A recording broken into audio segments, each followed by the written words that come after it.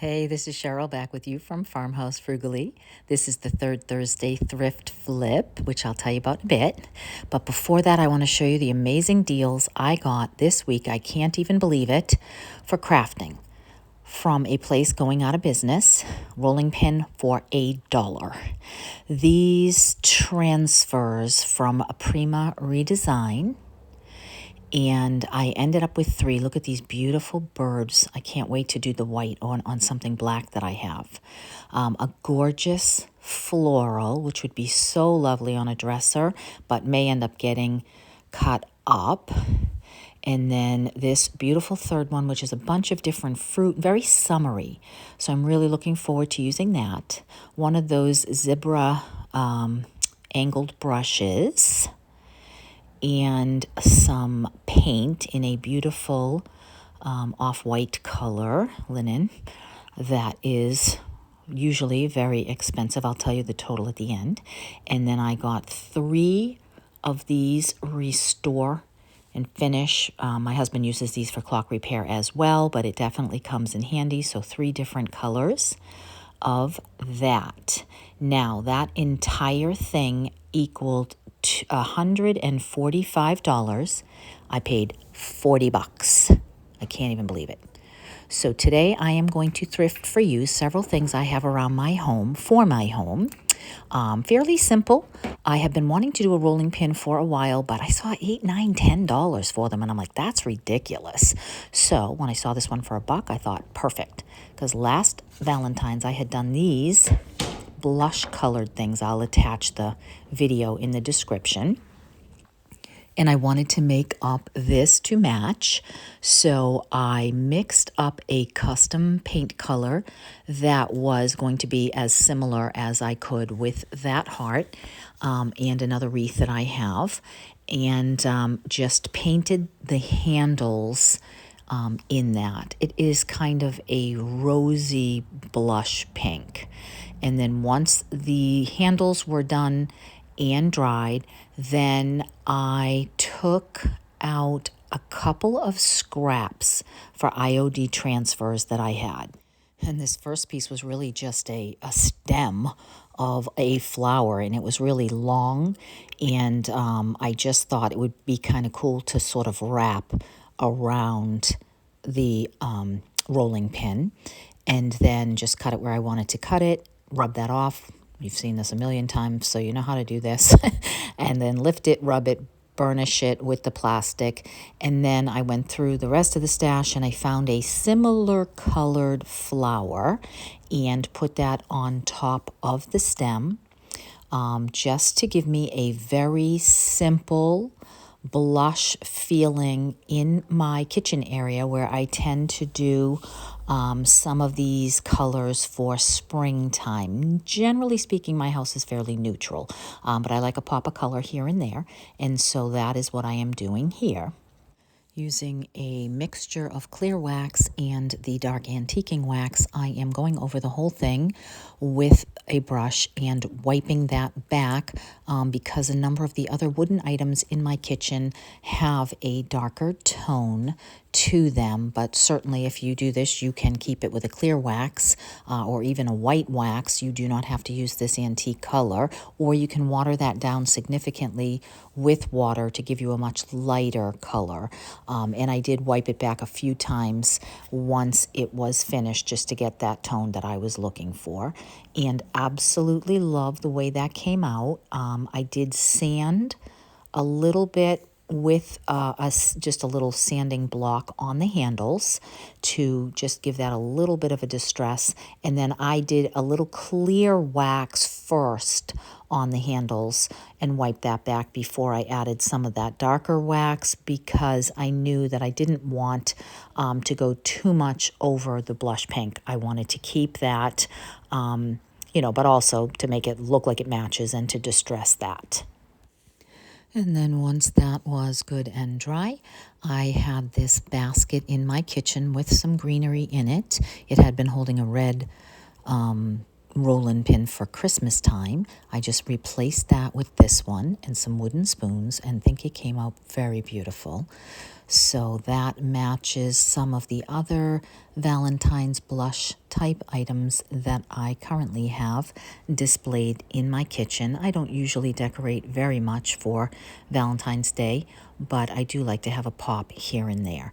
So I will remember to put the wreath and some of the other Valentines that I made last year in the description below in case you are interested in some of these other items, the banner and such. So let me know what you think of that.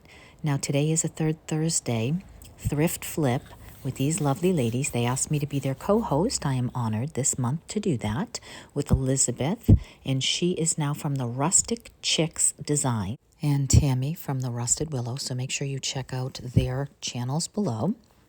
Now, the second thing that I'm doing is this sign. I collect these yellowware bowls, and I've had this sign for years, and I have never liked the fact that the lettering is blue because it does not match the bowls that I have.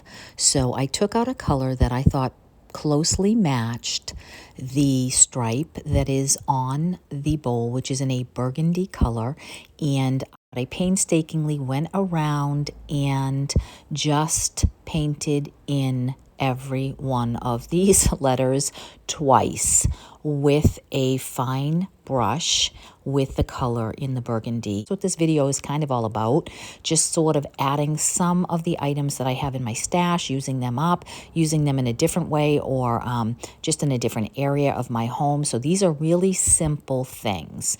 So I did have to give this 2 coats, and once it was completely dry, I wanted to take it and sand it a little bit, get it a little bit distressed around the edges specifically, and then I took out antiquing wax, which again was already mixed a little bit with clear wax, and I just went around, especially the edges, focusing on that raw wood, but then I went over the whole sign as well. I had cleaned it well, but it still had sort of a dirty look to it, that yellow, so I wanted to make sure that the antiquing wax had just really brought out that antique look rather than looking dirty. And I think that it came out really great for such a simple thing to do. It took me about a half an hour, not as much time as I thought it was going to take. And I love the way that it looks now. So sometimes it's really, I was going to get rid of it because I'm like, oh, I just don't like the blue. But it's such a simple thing sometimes to just change out something as simple as a color paint, and it changes the whole look of your area. So here is the before and after of that, and that takes me on to item number 3, which admittedly is way outside of my norm.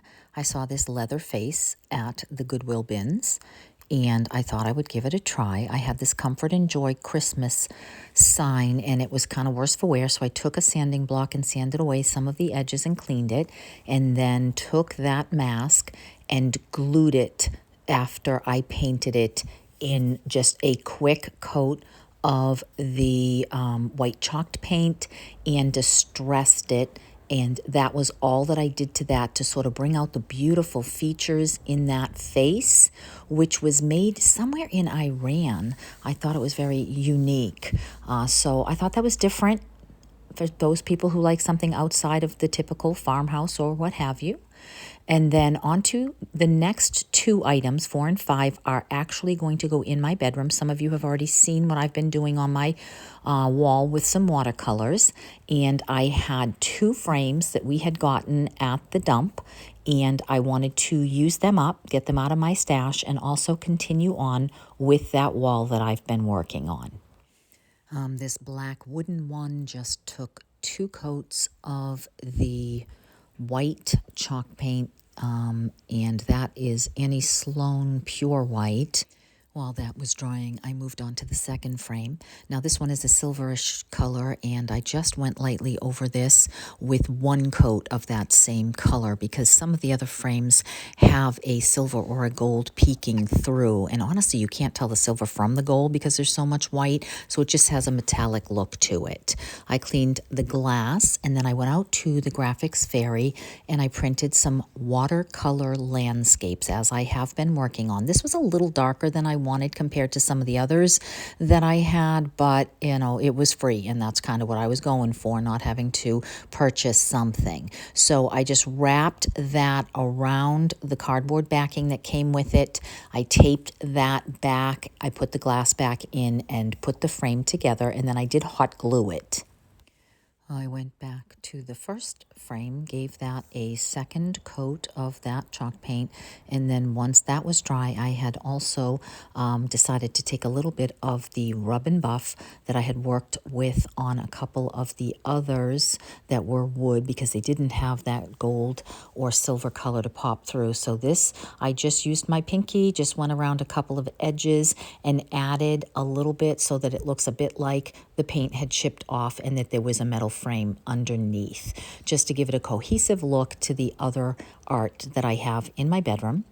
And this frame came with a beautiful double mat, but no glass, unfortunately. So I used the double mat, put that back inside the frame, and then I hung all of these on my wall. My husband has been working on painting this wall, so this is how it came out, just a quick snapshot. That's probably not how they'll stay. I will spread them out a little bit more once we get that wall finished. It's going to remain the same color, but it had a crack in it, so he had to fix that. So I am loving this look. You'll have to let me know what you think of these watercolors.